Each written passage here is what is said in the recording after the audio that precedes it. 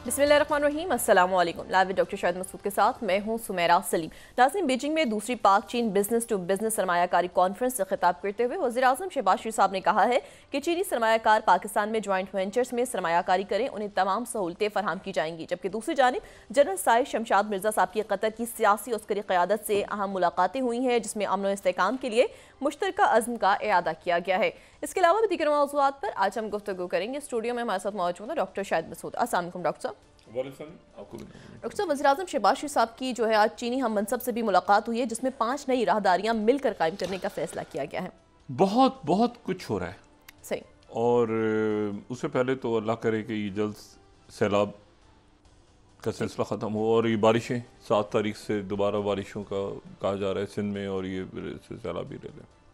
लेकिन ये है कि और ये जो है ये मकबूजा कश्मीर और मशरक़ी पंजाब में भी बड़ी आफत है, वहाँ पर भी सैलाब आया हुआ है। तो हमारी दुआएं हैं सबके साथ। पाकिस्तान में जो है वो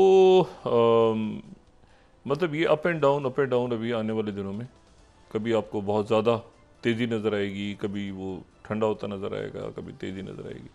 लेकिन ये है कि ये जल्द अब सिंध से गुज़रे और बहर अरब में गिरे, और ये बस अल्लाह ताला से दुआ है कि और इसमें इस्तिकामत भी अल्लाह ताला दे, और जो तबाहकारियाँ हुई हैं और जो दुनिया से लोग चले गए हैं उनको अल्लाह ताला अपनी जवार नेमत में जगह दे। लेकिन इसमें एक बात जो है वो ये है कि ये जो मैं अक्सर लफ्ज़ इस्तेमाल करता हूँ ना, जंगों के बाद वो एक सेशंस होते हैं, लेसन्स लर्नड, कि आपने क्या उसमें क्या लेसन क्या है। अगर फ़तह हासिल करते हैं तो भी लेसन लर्नड होते हैं, अगर उसमें शिकस्त होती है तो भी लेसन, स्टेलमेट होता है तो भी लेसन, तो क्या हासिल। तो इससे जो हमने सीखा है वो हमें फिर आगे अप्लाई करना है। यानी आगे मेरा ख्याल ये है कि मुकम्मल तौर पे जो रिकन्स्ट्रक्शन होगी ना, ये मेरा गुमान है और मुझे उम्मीद भी है और मुझे यकीन भी है अपने मुल्क पे कि हमारे लोग आइंदा जो है इसके बाद पूरी जो रिकन्स्ट्रक्शन है वो किसी और अंदाज में होगी इंशाल्लाह। उसमें जो है ना, एक तो ये है कि ये देखें बहुत सा तो बोसीदा सिस्टम था, वो मखदूश इमारतें बनी हुई थी और ये हाउसिंग सोसाइटियाँ और ये और वो कुदरत ने ख़ुद अपने तौर पे मतलब बजाय इसके गैर कानूनी हाउसिंग सोसाइटियों को वो स्टे कोर्ट फलाना रिश्वतें ये वो जो तो बहा के ले गई कुदरत। अब उनमें जो लोगों का नुकसान हुआ है वो कैसे हमने पूरा करना है ये देखना है, उनको कंपनसेशन कैसे मिलती है, और जो देहात और जो बाकी जगहों पे तो लेकिन ये है कि निकल आएंगे इससे इंशाल्लाह। लोग जो है ना, बस ये कि उनके मवेशी और ये खेत और ये बाकी सारी चीज़ें लेसन लर्न इसमें से क्लाइमेट के ऊपर रिकन्स्ट्रक्शन आगे फिर बिल्कुल मुख्तलिफ अंदाज में होगी। सड़कें भी कुछ ऐसी आगे बनेंगी, बस्तियाँ भी ऐसी बनेंगी कि वो जो है वो महफूज रहें इन कुदरती आफात से, क्योंकि ये क्लाइमेट का मसला एक ऐसा है जो आगे चलेगा बरसा बरस तक। पानी के रिजर्वायर्स कैसे बनने हैं और भी बहुत कुछ। अच्छा, ये बहुत कुछ हो रहा है वहाँ पे। चाइना जो है वो उसकी परेड के बाद जो है और काफ़ी कुछ हुआ है चाइना में। अब देखें ना, एससीओ समिट हुई है, उसके बाद जो परेड हुई है उसमें तो यानी ये पूरा यूरोप हिला हुआ है इस वक्त, क्योंकि यूरेशिया पूरा जो है उसमें अगर आप देखें तो कितना बड़ा हिस्सा रशिया, चाइना और फिर नॉर्थ कोरिया और फिर आसियान के मुल्क और फिर सेंट्रल एशिया पूरा, और एससीओ को देखें आप, और फिर उसके बाद अब चाइना को आप इंडिपेंडेंटली देखें, और फिर उसके रशिया को ऐड करें साथ, और नॉर्थ कोरिया को करें, और साथ ही अमलन प्रेसिडेंट ट्रंप ने क्वाड भी ख़त्म ही कर दिया। उन्होंने भी जो क्वाड में ना जाने का फैसला किया भारत में, तो ये अलायंसेस सारे ख़त्म हो गए। लेकिन ये है कि वो जो प्रेसिडेंट ट्रंप ने भी मुबारकबाद दी थी, ये जेन में रहे, उनका भी जो कल सोशल ट्रूथ पे मैसेज था उन्होंने भी मुबारकबाद दी थी, ठीक है ना। सिर्फ आखिरी जो है वो 2 उनके जो जुमले थे उसमें उन्होंने थोड़ा सा तंज किया, उन्होंने कि मेरे वार्म रिगार्ड्स जो है वो पहुंचा देना, शी जिनपिंग को मुबारकबाद देते हुए उन्होंने कहा था कि मेरे वार्म रिगार्ड्स आप पहुंचा दीजिएगा प्रेसिडेंट पुतिन से। अच्छा, पुतिन तो उनके साथ उनके दोस्त हैं, और जो प्रेसिडेंट किम है वो भी उनके दोस्त हैं। तो उन्होंने कहा तुम मिलके जो मेरे खिलाफ साजिशें कर रहे हो अमेरिका के खिलाफ, तो उनको मुबारकबाद पहुंचा दो। लेकिन उससे पहले उन्होंने तारीफ की उसकी कि बड़ी ज़बरदस्त परेड है और प्रेसिडेंट ट्रम्प जो है वो अच्छे। अच्छा, इसमें फिर ये हुआ है कि वो प्यूटिन वापस आ गए हैं 4 रोज़ा दौरे के बाद। ये 4 रोज़ा दौरा जो है ना प्रेसिडेंट प्यूटिन का, ये कोई 13-14 साल के बाद उनका पहला इतना लंबा दौरा है। वो इतने दिन मुल्क से बाहर रहते नहीं है प्रेसिडेंट प्यूटिन। 4 मतलब कई मुल्क तो ऐसे हैं ना जिनके हुक्मरान बाहर जाते हैं तो उनका दिल ही नहीं चाहता वापस जाने को, वो ऐसे ही जाते हैं तो चले ही जाते हैं, ठीक है। लेकिन प्यूटिन उन लोगों में से हैं जो मतलब ये उनका मेरे ख्याल से कोई 2011-12 के बाद पहला दौरा है जो 4 दिन का दौरा है, वो फौरन वापस। और ये दौरा जो है ये प्रेसिडेंट प्यूटिन के लिए कितना हम रहा, प्रेसिडेंट शी के लिए कितना हम रहा, हर एक के लिए इसमें कोई ना कोई इसमें इसकी अहमियत रही है। इसमें आप देखें ना, प्रेसिडेंट प्यूटिन से स्टार्ट करें तो वो एसयू समिट में अटेंड की उन्होंने, ठीक है। फिर उसके बाद उन्होंने बायलैटरल मीटिंग्स कितने लोगों से उनकी हुई, बेशुमार वहाँ पे जो रहनुमा थे सब प्रेसिडेंट प्यूटिन से मिले। और फिर उसमें वो परेड के अंदर वो गेस्ट ऑफ ऑनर के तौर पे, और उसके बाद उन्होंने प्रेस से कल बात की, वहाँ से रवानगी से पहले पहुँच गए वापस वो मॉस्को में। लेकिन ये कि उनकी जो बात हुई तो उस बात में उन्होंने उनसे सवाल हुआ यूक्रेन के हवाले से, और फिर ये भी सवाल हुआ कि जी प्रेसिडेंट प्यूटिन जो है वो प्रेसिडेंट प्यूटिन से सवाल हुआ कि प्रेसिडेंट ट्रम्प जो है वो कह रहे हैं कि आप कुछ साजिश कर रहे हैं, कंस्पिरेसी कर रहे हैं आप तीनों मिलकर अमेरिका के आगे। तो उन्होंने कहा कि बड़ा अच्छा सेंस ऑफ ह्यूमर है प्रेसिडेंट ट्रम्प का, उनका जो उनकी जो हिस्से मज़ा है वो बड़ी अच्छी है प्रेसिडेंट ट्रम्प की। और फिर उन्होंने एक और बड़ी इंटरेस्टिंग बात की, उन्होंने कहा मैं और ट्रम्प एक दूसरे को फर्स्ट नेम से पुकारते हैं, मतलब हम जो है वो ये नहीं मिस्टर प्रेसिडेंट नहीं, मैं और ट्रम्प जो है वो एक दूसरे को पहले नाम से पुकारते हैं। वो कहते हैं व्लादिमीर और वो आगे से, तो वो जो है वो उन्होंने कहा मेरी इस तरह से उनसे ताल्लुकात हैं, हम एक नाम से दोनों एक दूसरे को पुकारते हैं। और कोई फिर उस साथ उन्होंने कहा कि मैं बहुत, उन्होंने जोर दे के बात की, उन्होंने कहा किसी प्रेसिडेंट प्यूटिन ने जो प्रेस से टॉक कर रहे थे, तो उन्होंने कहा मैं यकीन दिला के मतलब यकीन दिलाता हूँ, और ये कोई शख्स भी यहाँ डिस्कस ही नहीं हुआ, अमेरिका डिस्कस ही नहीं हुआ, एसयू मीटिंग में भी डिस्कस नहीं हुआ, यहाँ पे परेड के दौरान मैं जितने रहनुमाओं से मिल रहा हूँ कहीं अमेरिका के बारे में हमने बात ही नहीं की किसी किस्म की, तो कंस्पिरेसी तो दूर की बात है। तो प्रेसिडेंट प्यूटिन ने बड़ी उसमें बहुत अच्छी, चाइना के जो फॉरेन ऑफिस है, फॉरेन मिनिस्ट्री उनकी तरफ से भी आज जो है इसके ऊपर कोई बहुत कमेंट नहीं आया, बल्कि कहा गया कि वो देखें जी प्रेसिडेंट प्यूटिन ने जो बात की है वो भी ऐसी की, तो प्रेसिडेंट चाइना ने भी उसको नहीं, क्योंकि असल जो बात है वो तो शुरू में तो मुबारकबाद दी ना उन्होंने, बहुत बहुत मुबारक हो, बड़ी ज़बरदस्त परेड है, सब कुछ है मेरी तरफ से, लेकिन आप जो साजिश हो रही है उनको मुबारकबाद दे दीजिएगा। तो इस तरह करके वो लाइटर नोट पे कर।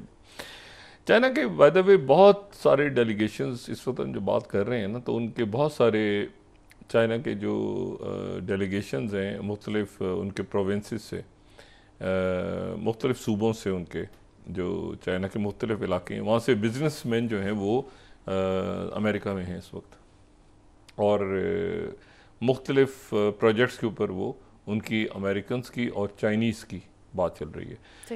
मैंने काफ़ी दिन पहले भी कह चुका हूँ कि कुछ दिन के बाद हमें जो है वो चाइना भी नज़र आएगा, और ये बात हमने सुनी भी दिमित्री किरिल से कि अमेरिका, चाइना और रशिया मिल के कुछ एनर्जी प्रोजेक्ट्स पे और बाकी प्रोजेक्ट्स पे काम करें, आर्कटिक पॉलिसी पे ख़ास तौर पे। मैं हमेशा कहता रहा हूँ कि यूक्रेन का इशू जो है आर्कटिक का इशू है, ये कहानी आगे तक बढ़ेगी और आर्कटिक तक वो चला गया मामला। लेकिन ये है कि वो जो अच्छा प्रेसिडेंट शी जिनपिंग को देखें ना, दुनिया के सामने उन्होंने एक तो वो अपने वेपन शो किए, और ये वो वेपन्स थे जो हमें परेड के दौरान नज़र आए। इसी दौरान जो है वो पूरे साउथ चाइना सी में और ईस्ट चाइना सी में भी उनकी जो नेवल फोर्सेस थी वो उनकी वहाँ पर अलर्ट थी, और वो भी क्योंकि वहाँ पर एक्सरसाइज चल रही हैं मुख्तलिफ, फ़िलिपीन, ऑस्ट्रेलिया, बाकी मुल्कों की, वो रूटीन की काफ़ी दिनों तक चल रही हैं, लेकिन वो वहाँ पे फ़ौज वो भी अलर्ट थी, तो वो भी सेलिब्रेट कर रही थी 80 साल, और ये यहाँ पे ये फ़ौज भी थी। और आप देखें कि एसयू समिट भी हुई, आसियान के मुल्क भी आए उसमें ताइवान की नुमाइंदगी भी थी उसमें, ऑस्ट्रेलिया के लोग भी आ गए उसमें। तो ये सारा जो है ये चाइना ने डिप्लोमेटिकली अपना एक गवर्नेंस का इनिशिएटिव भी दुनिया के सामने पेश किया। तो चाइना भी एक उसने दिखा दिया और इसका बहुत देर तक जो है इसका असर रहेगा। अच्छा, इसमें जो है वो आज जो है वो कोलिजन ऑफ विलिंग का इजलास हुआ है। कोलिजन ऑफ विलिंग वो जो कि ये यूक्रेन के हवाले से अब ये एक टूटा फूटा सा एक नया इत्तेहाद बना है इसमें, जिसमें का कोई सर पैर नहीं है। और मेरा नहीं ख्याल कि उसमें देखिए प्रेसिडेंट मैक्रोन जो है वो तो खुद इसमें एक्टिव है, लेकिन वो तो ब्रेन डेड कह चुके हैं नेटो को। तो प्रेसिडेंट मैक्रोन जो है वो अब वो एक ऐसा अजीब इजलास हुआ है आज कि उसमें अगर आप देखें तो उसमें ये अगर मतलब है कि 38 या 39 मुल्क हैं EU के। तो ये जो इजलास हुआ पेरिस में, इसमें 7 लोग थे टोटल और बाकी सारे वीडियो पे थे, वीडियो लिंक पे थे। सही। तो इसमें तो सिर्फ जो है वो फ्रेंच प्रेसिडेंट थे, बेल्जियम के प्राइम मिनिस्टर थे, Dutch, Danish, finish, Polish, Spanish और यूरोपियन कमीशन की जो प्रेसिडेंट हैं उर्सुला वॉन डर लेयन वो थी। और उसके बाद जो है वो ज़ेलेंस्की थे और नेटो के सेक्रेटरी जनरल वहाँ पे वो भी शायद थे वीडियो पे ही। तो रहनुमा तो नहीं थे, बाकी सारे जो हैं यानी Italian prime minister Giorgia Meloni, सबसे बढ़ के यूके प्राइम मिनिस्टर कियर स्टारमर वो भी लंदन में थे। वो भी स्काइप के ज़रिए या किसी और जूम के ज़रिए, स्काइप तो सॉरी ख़त्म हो गया हुआ है, एप्लीकेशन ही ख़त्म हो गई है, जूम के ज़रिए जो भी वीडियो का तरीका होगा वो वहाँ पे शरीक हुए। और उसके बाद जो है नॉर्वेजियन और चेक रिपब्लिक और ये बाकी सारे जो हैं ये तो वहाँ पर शरीक हुए, यानी पहुँचे ही नहीं वहाँ पे पेरिस। सही। यानी अगर आप मुझे पूछें कि अच्छा फ्रांस के चांसलर भी नहीं थे, यानी फ्रांस के चांसलर भी नहीं है, बरतानिया के वजीर आजम भी नहीं है, तो कैसा कोलिजन ऑफ विलिंग है ये? और ज़ेलेंस्की हैं और प्रेसिडेंट मैक्रोन है, तो ये कितनी देर तक वो मतलब अब देखिए ना, क्या ये मुल्क फौजें भेजेंगे यूक्रेन सिक्योरिटी गारंटीज के लिए? बरतानिया, फ्रांस और एक तीसरा मुल्क आमादा हो गया है वो है एस्टोनिया। बाकी सारे मुल्कों ने तो कहा कि हम फौजी नहीं भेजेंगे। हाँ, हम यूक्रेन को की पोलैंड में फौजी ट्रेनिंग कर सकते हैं उनकी फौज की, ठीक है ना, और बड़ी ज़बरदस्त ट्रेनिंग करते हैं वो, आपको पता है ना। जैसे यहाँ पर ये अफगान नेशनल आर्मी की थी उन्होंने अफगानिस्तान में, ये अरबों डॉलर खर्च करके यहाँ पे अफगान नेशनल आर्मी ट्रेन हुई थी पूरी। सही। और वो पता ही नहीं कहाँ गई, वो बुखारात बन के उड़ गई थी हवा में जब यहाँ से निकलो। किसी को पता ही नहीं वो मतलब उसका पूछिए ना कि उसका आर्मी चीफ कौन था तो किसी को नाम भी नहीं याद होगा कि उसका आर्मी चीफ कौन था, उसके कोई कमांडर थे, उसके कोई पूरी अफगान नेशनल आर्मी खड़ी हुई थी, आप तसव्वुर करें। और मेरा ख्याल है कि शायद ही कोई इतनी बड़ी आर्मी खड़ी की हो, इतने साल नेटो ने और अमेरिका ने उनको ट्रेन किया था प्रॉपर। वो किधर गए, क्या बना, छूमंतर हो गए सारे। देखे ना, अजीब गरीब सी बात है ना। बारह एनीवे, अब यूक्रेन की फौज को ट्रेन करेंगे पोलैंड जाके। अच्छा, अब लेकिन उसमें इशू ये है कि वो जो यूक्रेन का मसला है, ये मसला तो तकरीबन हल होता नज़र आ रहा है। उसकी वजह यह है कि ये लेकिन यूरोप के लिए एक बहुत, यानी दुनिया वैसी कभी नहीं रहेगी। ख़ासतौर पे ये जो रशिया और नॉर्थ कोरिया के लोग आके लड़े हैं रशिया के लिए, मतलब यूरोप ऐसा कभी नहीं रहेगा अब दोबारा, कभी भी यूरोप ऐसा नहीं रहेगा। कि चाइना, और एक हमेशा ख्याल था कि अच्छा जी वो शायद एक अजीब असेसमेंट थी कि नॉर्थ कोरिया चूँकि करीब आ गया है रशिया के, तो इसलिए जो है वो चाइना उस पर शायद नाराज़ है। और चाइना तो देखें, चाइना ने तो पूछो बगैर आ गए, अजीब किस्म की। तो वो जो है आज उनकी प्रेसिडेंट किम की मुलाकात भी हुई जी। ये जो किम फैमिली है ना नॉर्थ कोरिया की जी, जिसका मैं अक्सर जिक्र करता हूँ कि इनके ग्रैंडफादर और फिर इनके फादर और फिर इनके पाकिस्तान से बड़े ज़बरदस्त ताल्लुकात हैं इस फैमिली के। हम उसको ज़्यादा डिस्कस नहीं करते और करना भी नहीं चाहिए, लेकिन ये है कि हमारे इनसे स्ट्रेटेजिक ताल्लुकात रहे हैं। सही। और हमारा मिसाइल प्रोग्राम जो है पाकिस्तान का, वो उसमें एक नॉर्थ कोरिया के साथ हमारी एक माजी में हमारा एक ताल्लुक़ रहा है उनके साथ, बहुत गहरा ताल्लुक़ रहा है नॉर्थ कोरिया के साथ। और बेनज़ीर भुट्टो साहिबा जो है उनको उनके दौर में ये काफ़ी इस पर पेशरफ्त हुई थी।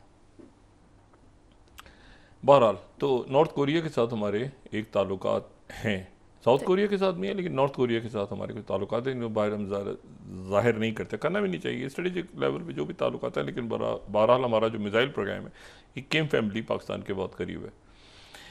अच्छा एनीवे, तो ये अब चाइना तो बिल्कुल आप समझ लें कि पाकिस्तान का, मेरा ख्याल है कि सबसे करीब अगर दुनिया में इतने मुल्क हैं तो अगर सबसे ज़्यादा कहा जाता है ना कौन सा मुल्क सबसे ज़्यादा करीब है तो वो चाइना करीब है। लेकिन चाइना के करीब होने का मतलब ये हरगिज़ नहीं है कि हम दूसरे मुल्कों के साथ, अमेरिका के साथ ताल्लुकात वैसे ही हैं, बाकी मुल्कों के साथ। तो पाकिस्तान बेहतरीन इस वक्त अपनी डिप्लोमेटिक फ्रंट पे बेहतरीन अंदाज में आगे बढ़ रहा है। अच्छा, अभी कोलिशन ऑफ विलिंग में सिक्योरिटी गारंटीज आज देनी थी और इसके बाद वो टेलीफोन ख़त्म होगा तो फिर टेलीफोन पे सारे बात करेंगे प्रेसिडेंट ट्रम्प से। क्या बात करेंगे? वो प्रेसिडेंट ट्रम्प से क्या बात करेंगे? देखें ना, प्रेसिडेंट ट्रम्प जो है वो नेटो की कभी इस दौरान इजलास हुआ है, क्योंकि आखिरी मीटिंग जो हुई थी आपको याद हो पिछले महीने वो अलास्का की मीटिंग हुई थी प्यूटिन की। प्रेसिडेंट पुतिन की मुलाकात हुई थी, अलास्का गए थे। 3 दिन के अंदर अंदर उन्होंने कह दिया था कि ज़ेलेंस्की से, प्रेसिडेंट ट्रम्प ने कहा हाजिर हो जाओ।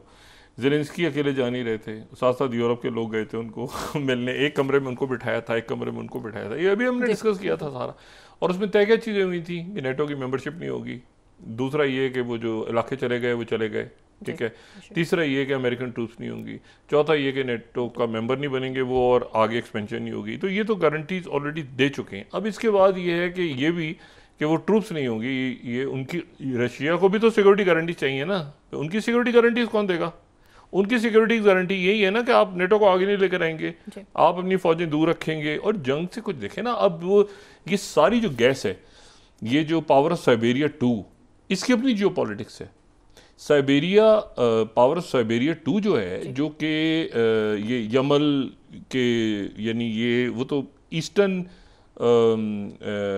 गैस फील्ड्स जो थी वहाँ से जारी थी ना, वो जो पावर ऑफ साइबेरिया 1 थी वो तो ईस्टर्न गैस फील्ड से जा रही थी, ये वेस्टर्न से जा रही है। और ये यमल के जो ऑयल फील्ड्स हैं, अगर मैप हमारे पास है उसको देखें, वो यमल से क्रॉस करती हुई जा रही है, मंगोलिया से फिर चाइना जा रही है, ये पावर ऑफ साइबेरिया 2 जो। तो ये जो यमल से जा रही है पावर ऑफ साइबेरिया 2, यमल से ही, यमल में वो, यमल का जो पेनिनसुला है ये वो गैस फील्ड्स हैं जहाँ से यूरोप को भी जा रही थी। अब देखें ना हुआ क्या है कि वो, अच्छा गैस बहुत है, गैस कम, ये नहीं कि कोई फर्क पड़ेगा, लेकिन इशू ये है कि यहीं से यमल से ही वो शुरू हो रहा था जो कि नॉर्थ स्ट्रीम थी, नॉर्थ स्ट्रीम जिसको उन्होंने सैबोटाज से उड़ा दिया। तो ये यमल के जो गैस फील्ड्स हैं, अब आप ये देखें ना कि ये एक लंबा जियो स्ट्रेटेजिक एक प्लान है कि चाइना जो है वो डिपेंडेंट अब नहीं रहेगा बाकी मुल्कों के, उनकी मार्केट पे डिपेंडेंट नहीं रहेगा, उनसे लेता रहेगा गैस। ये नहीं कि उनसे गैस कम करने जा रहा है, कतर से, बाकी मुल्कों से लेता रहेगा, लेकिन एक बहुत बड़ा जो है उसके पास वो एक ऐसा रास्ता आ गया है कि जिससे वो जो है वो रशिया से डायरेक्ट गैस लेगा।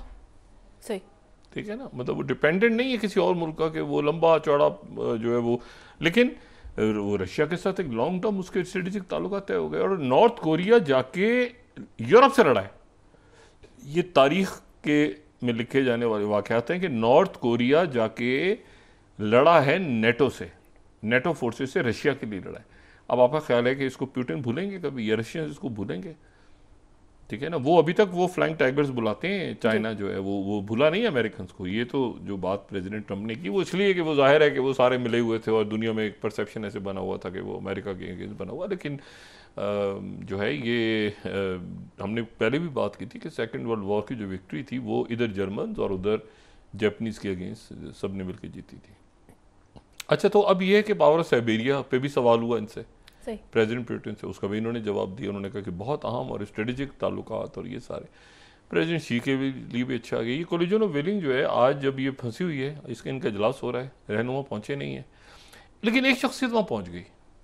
वो शख्सियत बहुत ही अनएक्सपेक्टेड थी, वो इस इजलास में पहुँच गई। यूरोप में जो इजलास हो रहा था उस इजलास में वो शख्सियत प्रेसिडेंट मैक्रोन वो पेरिस पहुंच गई और इजलास में शरीक भी हो गई जाके। अब ज़ेलेंस्की भी और ये भी सारे के ये शख्सियत कहाँ से आ गई, उस शख्सियत का नाम था स्टीव विटकॉफ। अच्छा, स्टीव विटकॉफ जो है वो इस इजलास में पहुंच गए, और इजलास में वहाँ बाकी लोगों को पता होता, ये देखें ये पिक्चर दें उस इजलास की, अब बाकी लोगों को पता होता कि स्टीव विटकॉफ ने आना है, तो सारे तो वो तो आप देखें ना पीछे टीवी स्क्रीन लगी हुई है, और टीवी स्क्रीन पे केयर स्टेमर भी हैं, वो चांसलर भी हैं जर्मन आगे पीछे, उनको पता होता कि इसमें स्टीव विटकॉफ ने आना है, तो वो सारे पहुंच जाते। अच्छा, स्टीव विटकॉफ बैठे रहे मीटिंग में, वो आ गए और 7 लोग टोटल बैठे, उन्होंने कहा देखो तो यूरोपीय यूनियन है कैसी, आया तो 7 लोग ऐसे, बाकी टीवी पे हैं, बाकी सारे वीडियो लिंक पे हैं। अब वो सारे देखे नहीं सामने स्टीव विटकॉफ बैठे हैं। अच्छा, स्टीव विटकॉफ कहाँ से आ गए, अब देखे ना अजीब रहा है, और स्टीव विटकॉफ उधर पहुंच गए। अच्छा, स्टीव विटकॉफ बैठे रहे, उन्होंने कहा नहीं मैं सिर्फ देखने आया हूँ। स्टीव विटकॉफ ने कहा मैं तो सिर्फ देखने, उन्होंने कहा आपका क्या ख्याल है यूक्रेन का, नहीं मैं नहीं हूँ, मैं तो सिर्फ देखने आया, ऐसे गुजारा था यहाँ पे मैं शॉपिंग पे कहने, मैंने कहा आप चक्कर लगा लेता हूँ। अच्छा, EU का इजलास हो रहा है, 7 लोग टोटल 7 लोग बैठे हैं, उसमें EU की प्रेसिडेंट है, बाकी लोग बाकी मेरे से 7 लोग बैठे हैं, और प्रेसिडेंट मैक्रोन है, केयर स्टेमर भी नहीं है, जर्मन चांसलर भी नहीं है, और किसी विटकॉफ आ गए। उन्होंने कहा ये अरे ये स्टीव विटकॉफ जो पुतिन से मिल रहा है। अच्छा, वो बैठे रहे मीटिंग में, बैठे रहे, कोई बात ही नहीं हुई, मीडिया से भी आगे पीछे करके कोई बात ही, उन्होंने झलक दिखाई, तस्वीर उतरवाई और निकल गए। और उसके बाद जो है उन्होंने कहा अब तब तक तो रुके, जब तक अभी हम मीटिंग खत्म होगी तो प्रेसिडेंट ट्रंप से हमने बात की। उन्होंने कहा नहीं मुझे थोड़ा काम है, तो मैं आया था, मैं निकल के एम्बेसी गए, एम्बेसी से कहाँ गए किसी को किसी को नहीं पता। स्टीव विटकॉफ हाजिरी लगा के उस कोलिजन ऑफ विलिंग के इजलास में, जिसमें टोटल 7 लोग बैठे थे, 7 रहनुमा, और उधर जर्मन चांसलर देख रहे हैं कि स्टीव विटकॉफ है, उनको पता बाद में चला कि स्टीव विटकॉफ पहुंचे हुए खुद, वरना वो तो देखिए ना, मतलब अजीब आज कोलिजन ऑफ विलिंग में ये बड़ा एक जो है ना इंटरेस्टिंग एंट्री दी है स्टीव विटकॉफ ने। अच्छा, उसके बाद जो है वो स्टीव, तो ये अभी प्रेसिडेंट ट्रंप से बात करेंगे, और वही सारी बातें, उसमें कोई नई बात तो है नहीं। प्रेसिडेंट रशिया को भी सिक्योरिटी गारंटी तो चाहिए ना, तो इधर जो है वो मेरा ख्याल है कि शायद प्रेसिडेंट मैक्रोन भी अपनी फ़ौज वगैरह ट्रेनिंग ज़रूर करवाएंगे यूक्रेन की फ़ौजों को, कि ट्रेनिंग पोलैंड में शायद हो, और जर्मन्स ने भी जैसे कहा कि हम पोलैंड में भेज रहे हैं अपनी फ़ौज ट्रेन करने का, अमेरिकन ने भी कहा हम पोलैंड भेज रहे हैं फ़ौज अपनी ट्रेनिंग के लिए, यूक्रेन की फ़ौज को ट्रेन करेंगे। लेकिन ये है कि बहरहाल ये इसको ये जंग जो है ये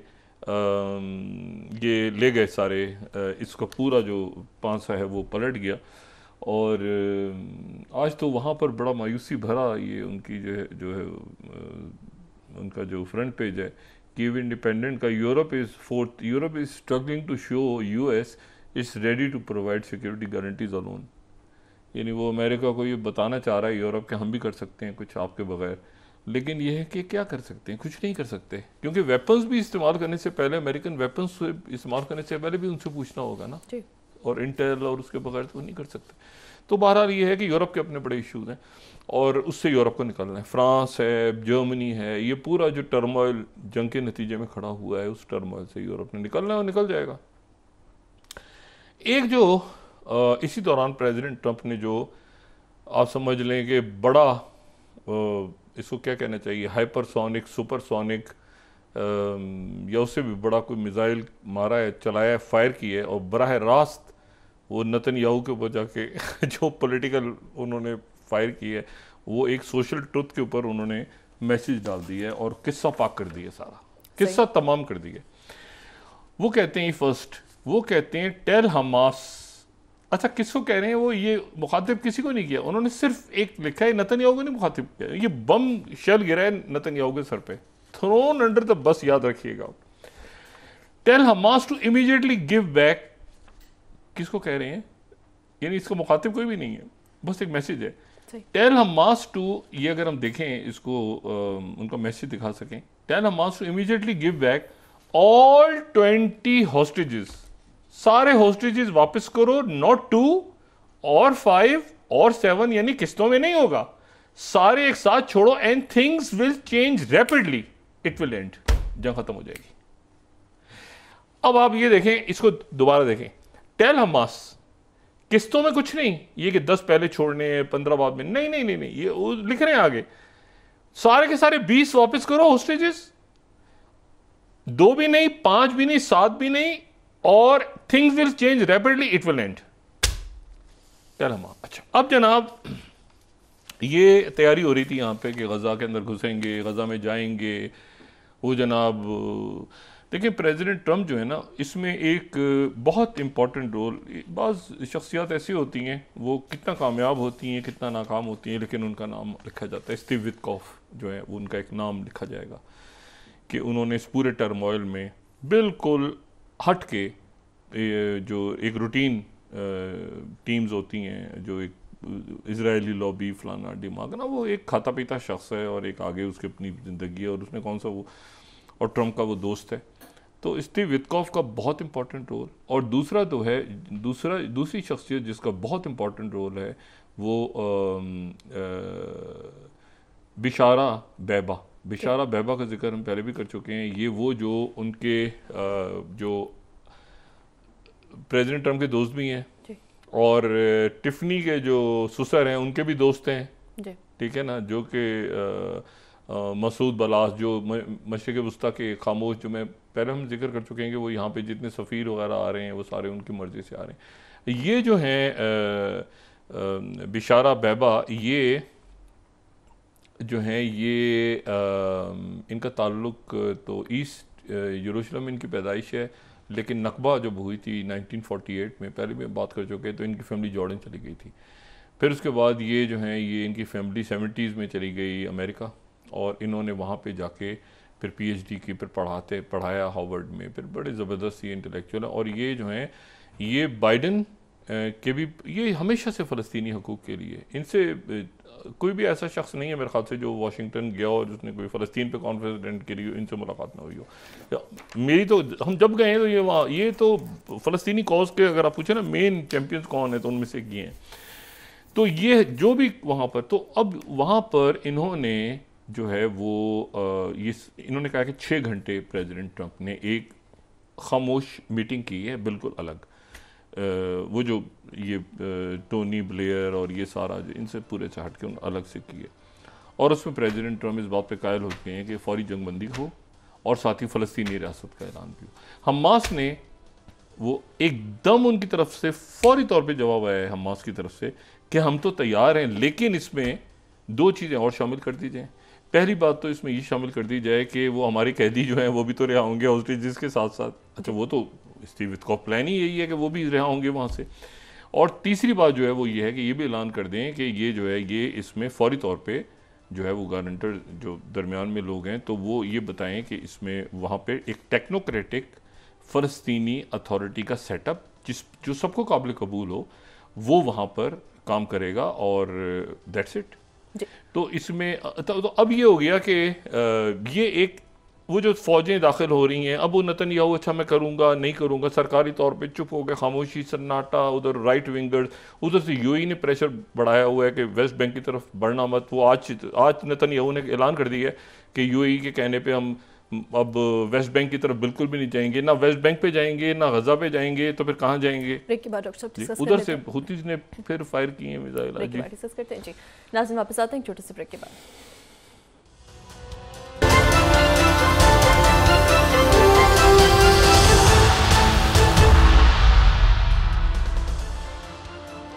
वेलकम बैक नाज़रीन। डॉक्टर साहब, कतर की सिविल और अस्करी क़यादत की जानिब से खित्ते में अमन और इस्तेहकाम के लिए पाकिस्तान के ज़िम्मेदाराना किरदार को सराहा गया है। वो पाकिस्तान ज़ाहिर है कि उसकी डिप्लोमेसी चल रही है, लेकिन एक बात जो इसमें बड़ी इसराइल के हवाले से और गज़ा के हवाले से प्रेसिडेंट ट्रंप ने अपना एक वर्डिक्ट दे दिया है कि सारे के सारे यरगमाली एक ही वक्त में छोड़े जाएं, और हमास के आगे से रिस्पॉन्स आ गया। अरब लीग का इजलास हुआ है आज उनके वज़राए ख़ारजा का काहिरा में, और उसमें वही बात हुई है दोबारा कि अरब लीग का और फ़लस्तीनी रियासत, ये जो इनके जो मैंने आपसे पहले भी जिक्र किया कि बिशरा बैबा हैं, ये ऑफिशियल टीम का हिस्सा नहीं है। ये वो एलन अलेक्जेंडर को जब रिहा करना था तो ये स्टीव विटकॉफ के साथ आए थे, और ये हमास से भी बाकी लोगों से भी। तो ये बैक चैनल पे बहुत कुछ हो रहा है इस वक्त फ़लस्तीनी रियासत के हवाले से। और इन्होंने बल्कि यहाँ पे जब ये आए थे तो इन्होंने ये इंटरव्यू में भी कह दिया था, एक इंटरव्यू दिया था उन्होंने अल अरबिया को उस वक्त कुछ अर्से पहले, और उसमें उन्होंने कहा था कि प्रेसिडेंट जो ट्रंप हैं वो फ़लस्तीनी रियासत को अनाउंस करने जा रहे हैं। ये मैं 18 स्लाइड कोट कर रहा हूँ, ये कुछ अर्से पहले, कुछ हफ्ते पहले की है कि 18 कि Trump agrees to Palestinian statehood. ये बिशारा बहबा, अब इसमें ये एक्टिव हुए हैं बिशारा बहबा, ये जुलाई की है, जुलाई। अच्छा, तो उस वक्त ये हुआ था कि उन्होंने कहा था कि वो फ़लस्तीनी रियासत, ये एक्टिव हुए हैं अभी दोबारा, और ये इन्होंने, ये बीच में अलग हो गए थे जब ये हुआ था ना, ये गज़ा ह्यूमैनिटेरियन फाउंडेशन और टोनी ब्लेयर और ये सारा ग्रुप, तो ये अलग हो गए थे बीच में। ये अब दोबारा एक्टिव हुए हैं और इन्होंने फिर आज जो है ये पूरी एक बात की है। हमास की तरफ से कहा गया है कि एक कॉम्प्रिहेंसिव प्लान हमारे सामने आ जाए, और मीडिएटर्स उस पर एक्टिव हो गए। और मीडिएटर्स का, यानी मीडिएटर्स कतर और अरब ममालिक और यूएई का ख़ास तौर पे जो प्रेशर आया है कि जी बिल्कुल मगरबी किनारे रेड लाइन है, हम अब्राहम अकॉर्ड से निकल जाएंगे। अभी कोशिश हो रही है कि महमूद अब्बास और फ़लस्तीनी अथॉरिटी जो है, उसके लोग जो हैं वो फ़लस्तीनी मंदूब यहाँ से अक़वाम मुत्तहिदा की जो जनरल असम्बली का सेशन हो रहा है उसमें वो शरीक हों। लेकिन ये है कि बाकी मुल्कों ने, ख़ासतौर पर तुर्किया ने कहा है कि अगर हम फ़लस्तीनी नहीं पहुँचते तो हम जो स्पीच करेंगे हमारी वो फ़लस्तीनी जो स्पीच होनी थी उससे भी ज़्यादा होगी। मतलब बाकी मुल्क जो हैं वो तैयार बैठे हैं, बेल्जियम भी, बाकी मुल्क भी रिकगनाइज़ करने जा रहे हैं। लेकिन एक बात जो है वो बड़ी अजब सी हुई है, उनका जो काज है, ये उनका जो वज़ीर दिफा है, एक तो हूतीज़ ने मिज़ाइल फायर कर दिए दोबारा, और रेड सी में भी एक फायर किए उन्होंने मिज़ाइल कुछ देर पहले। लेकिन उन ज़ाहिर है उनके वज़ीर आज़म जो हैं अंसारुल्लाह हूतीज़ के, और सारी काबीना को जो हिट किया पिछले दिनों, तो उन्होंने जवाब दिए। लेकिन एक जो इसराइल का बयान आज आया है ना, ये मैं अरब न्यूज़ कोट कर रहा हूँ 22, वो ये कहते हैं अब हूतीज़ के साथ क्या करेंगे वो।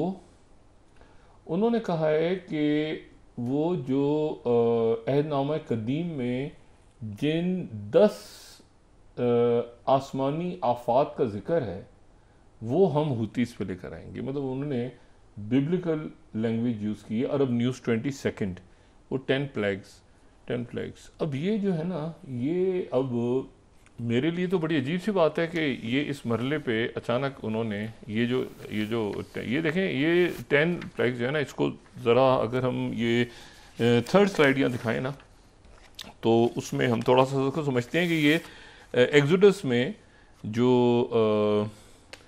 एहदनामा कदीम में ये फ़िरौन के ऊपर ये और जो फ़िरौन के आसपास लोग थे उनके ऊपर ये आफात नाजिल हुई थी कि वो इज़राइलियों को, बनी इसराइल को अपनी ग़ुलामी से आज़ाद करें। तो ये 10 आसमानी आफतें थीं। अब ये कह रहे हैं कि हम हूतीज़ पे 10 आसमानी आफतें, फिर ये बड़े अरसे तक इसका जो है ना वो होता रहा कि ये कैसे है, इसकी फिर तशरीह होती रही। लेकिन बहरहाल इसमें एक जो है वो ये है कि दरिया नील का पानी खून बन जाएगा, खून की तरह हो जाएगा। अगर देखें तो वाटर टर्न टू ब्लड, एक तो ये है। दूसरा जो है वो फ्रॉग्स, मेंढक, यानी इतने ज़्यादा मेंढक निकलेंगे कि वो पूरी उस ज़मीन को, उस ज़माने में मिस्र में, वो ज़ाहिर है कि कदीम मिस्र के अंदर वो मेंढक जो थे वो पूरे वो खेतों में और बाकी जगहों पे जरासीम और वो बीमारियां फैलाते थे, तो ये भी एक शुमार होता था। और फिर तीसरा ये है कि जो लाइस हैं, और यानी जिसको आप कहें कि वो जुएँ या जो भी उसको कहेंगे वो पढ़ने का, ठीक है। तो वो फिर उसके बाद एक जो है वो जानवरों को, इंसानों को इस तरह पढ़ें कि ख़ारिश हो जाए और ख़ारिश से वो। अच्छा, फिर ये है एक उसमें मक्खियों का जिक्र है, जो उनकी मासेस ऑफ फ्लाइज है, मक्खियाँ बहुत ज़्यादा ख़तरनाक किस्म की फैल जाएँ पूरे इलाके में और उससे लोग मर जाएँ। फिर उसके बाद मवेशी मर जाएँ सारे। अब ये उस वक्त के ज़माने से फिर आउटब्रेक ऑफ, फिर ये फोड़े निकल आए सारे लोगों के जिस्म पे। फिर उसके बाद जो है वो आसमान से तूफ़ान आ जाए, हेल स्टॉर्म आ जाए। फिर उसके बाद जो मुख्तलिफ़ किस्म के हशरात हैं ये वहाँ पे फैल जाएँ। और फिर उसके फर्स्ट बॉर्न जो बच्चे हैं, बड़ी औलाद है, उनकी डेथ हो जाए। पहले जो बेटा पैदा हुआ वो मर जाए सबका। और फिर उसके बाद 3 दिन तक जो है, ये एहतनाम कदीम के मुताबिक 3 दिन तक वो मिस्र में अंधेरा छाया हुआ था, अंधेरा, तारीकी, कंप्लीट तारीकी छा गई थी। तो अब ये जो इन्होंने धमकी दी है वो ये कहते हैं कि जी ये दोबारा देखें इसको 22, वो ये कहते हैं कि इजराइल जो है वो बिब्लिकल प्लेग्स यमन के हुतीस पे लेकर आएगा। अब ये अच्छा मतलब ये वो उसको मजहबी सा एक उन्होंने बहुत ही, इससे गुस्सा भी जाहिर हो रहा है और इससे वो जाहिर ये भी हो रहा है कि वो जो है वो कितने ज़्यादा वो अजीब वो गरीब किस्म की उन्होंने धमकी दी है। बारह उन्होंने आज मिसाइल चला दी है दोबारा, और मिसाइल चलाए हैं हुतीज़ ने, और एक रेड सी में भी उनका कोई जहाज़, उसके ऊपर भी एक अनकन्फर्म रिपोर्ट आ रही है कि दोबारा उसको निशाना बनाया है, और सारा दिन सायरन बज रहे हैं। और अब तो सायरन इसलिए बज रहे हैं कि प्रेसिडेंट ट्रंप ने कह दिया। ये जहन में रखें कि स्टीव विटकॉफ का एक अलग से मुआहदा ओमान में अंसारुल्लाह के साथ हो चुका है कि अमेरिकन शिप्स को वो निशाना नहीं बनाएंगे। लेकिन ये कि अब इस यहाँ नेतन्याहू फंस गया है, क्योंकि नेतन्याहू इस ट्वीट के बाद ना कि इमीडिएटली ना एक, ना दो, ना तीन, ना सात, ना पाँच, फौरी तौर पे सबको रिहा करें हमास और इसको एंड करें इमीडिएटली, रैपिडली, फ़ौरन।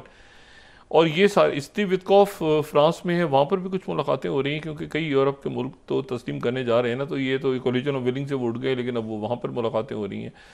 अच्छा, फिर उसके बाद जो वेटिकन की तरफ से आज ये एक ऐलान हुआ है 19th, वेटिकन में जो पोप लियो हैं उनकी मुलाकात हुई है इजराइल के प्रेसिडेंट से, और 19th अगर मैं देखूं तो उसमें urgent seize fire and aid for Gaza, और फिर जो पोप हैं उनकी तरफ से जो अनाउंसमेंट आई है वो अर्जेंट सीज फायर और aid to Gaza as well as liberation of all remaining hostages and 2-state solution as the only path to peace. तो इनके सामने ये ध्यान में रखें कि ये पहले अमेरिकन पोप हैं, पहले अमेरिकन पोप हैं ये, यानी अमेरिकन निज़ाद, और इनसे मुलाकात हुई है और वो बैठे हुए सामने, और पोप की तरफ से इनको कहा गया है कि आप जो है ये 2-state सोल्यूशन की तरफ फौरी तौर पे जाएं। और ये जो अरब लीग का इजलास काहिरा में हुआ है उसमें भी आज ये, उसमें जो सबसे ज़्यादा जो ये बात हुई है कि किसी किस्म का कोई फ़लस्तीनी गज़ा नहीं छोड़ेगा, और किसी किस्म की एनेक्सेशन नहीं हुई, ये यूएई की तरफ से बात की गई है, मुत्तहिदा अरब अमारात की तरफ से।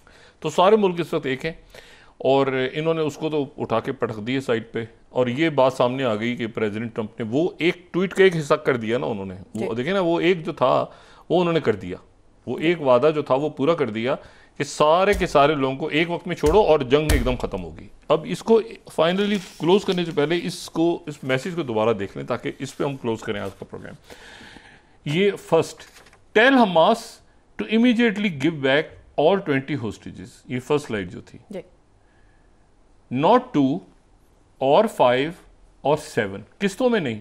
अच्छा, इसमें जो एक है ना, एक इशू ये रह गया इसमें कि इसमें एक उनका जो 2014 में एक उनका फौजी वहाँ पर मिसिंग हो गया था, और वो हदार गोल्डन, तो उसकी जो है वो बॉडी, अब ये बड़ी बड़ी अजीब सी बात है, लेकिन बहरहाल ये 2014 से वो मिस हो गया था, वो क्रॉस फायर में मारा गया था, तो उसकी बॉडी भी हमास ने रखी हुई है अभी तक, वो भी यानी 20 जिंदा हैं अमेरिकन असेसमेंट के मुताबिक, और 26 के करीब जो है वो डेड बॉडीज़ हैं जो होगी। लेकिन ये मैसेज अगर आप देखें ना तो इसमें कितनी क्लैरिटी है, प्रेसिडेंट ट्रंप का जो मैसेज आया है, और ये मैंने कहा नेतन्याहू हिल गया, इससे नेतन्याहू हिल गया है। फौज ने कहा हम तो पहले ही कह रहे थे, डेविड बार्निया कह रहे हैं हम तो पहले ही कह रहे थे। अब मैसेज को देख के हम क्लोज करते हैं प्रोग्राम आज का। Tell Hamas to immediately give back all 20 hostages, not 2 और 5 और 7, and things will change rapidly, it will end. ठीक है, तो ये जो है ये सारा एक अब वही है कि हम तो इसको एक अरसे से प्रोग्राम को क्लोज करते हैं, तो उससे पहले दुआ करते हैं कि अल्लाह ताला, और टाइम्स ऑफ इसराइल ने फिर अभी ब्रेक की खबर, ये 15th, इसको हम दिखा देते हैं। Mediators take final US proposal for release of all hostages and end to war. ये इसके ऊपर जो है ये मीडिएटर्स आ गए दरमियान में, ज़ाहिर कतर भी है, और उसमें स्टीव विटकॉफ और बाकी जो बिशरा बहबा उन्होंने इंटरव्यू दिया, वो सारा कि ये जो है ये सारे होस्टेजेस जो हैं ये वापस कर दिए जाएं एक ही, और जंग को ख़त्म किया जाए, और जो कैदी हैं वहाँ से रिहा हों। और ये वो चीज़ है जिसके लिए फिर हम दुआ कि कल तक कोई अच्छी खबर आए। वो फौजी ऑपरेशन और ये और वो गज़ा प्लान सारा चला गया, ये सारा फंडिंग जो है ये अरब ममालिक और OIC और यूरोपीय ममालिक ये सब कर चुके हैं गज़ा की रिकन्स्ट्रक्शन के लिए, सारा प्लान तैयार हो चुका है, और यूनाइटेड नेशंस भी इस पे ऑन बोर्ड है। और ख़ास तौर पे चाइना ने जो अक़वाम मुत्तहिदा के पीछे वज़न डाल दिया। देखें उधर ट्रंप पीछे हट रहे थे यूनाइटेड नेशन से, चाइना का जो ग्लोबल इनिशिएटिव आया है सामने शी जिनपिंग का, उसमें उन्होंने कोई मुतबादिल, उन्होंने कहा है कि चाइना मुकम्मल तौर पे अक़वाम मुत्तहिदा समेत दुनिया के अदारे उनके पीछे खड़ा है। तो मुझे बताएं, अगर अमेरिका हट गया और चाइना और रशिया और बाकी दुनिया खड़ी हो गई यूएन के पीछे, तो फिर यूरोपीय मुल्क भी हैं, देखें ना, एक बड़ी अजीब, तो आइसोलेशन में तो अमेरिका, तो उन्होंने फिर खींचा है अपने आप को, सोच रहे होंगे कि भाई ये क्या हो गया। उनका ख्याल था कि चाइना कोई नया यूनाइटेड नेशन दुनिया में बनाने जा रहा है। उन्होंने कहा यूनाइटेड नेशंस के जो प्रोजेक्ट्स हैं उनके साथ होंगे। तो ये मेरे ख्याल से बड़ा एक तारीखी लम्हात है, और देखते हैं कि कल तक क्या खबर आती है। जी, बहुत शुक्रिया डॉक्टर साहब। नाज़रीन, इसके साथ ही आज का प्रोग्राम अपने इख्तिताम को पहुंचा। मुझे सुमेरा सलीम को इजाज़त दीजिए, अल्लाह ने के बाद। जी डॉक्टर साहब। जी, इस दुआ के साथ कि मुल्क से भी अच्छी खबरें आएँ कल तक, जो सैलाब की जद में है पूरा मुल्क, और ख़ित्ते से, दुनिया से भी, और ख़ास तौर पे गज़ा के हवाले से कोई बहुत अच्छी खबर है। अपना दोस्तों रिश्तेदारों को दोनों वहाँ के लोगों का सब ख्याल रखिएगा। अल्लाह हाफ़िज़।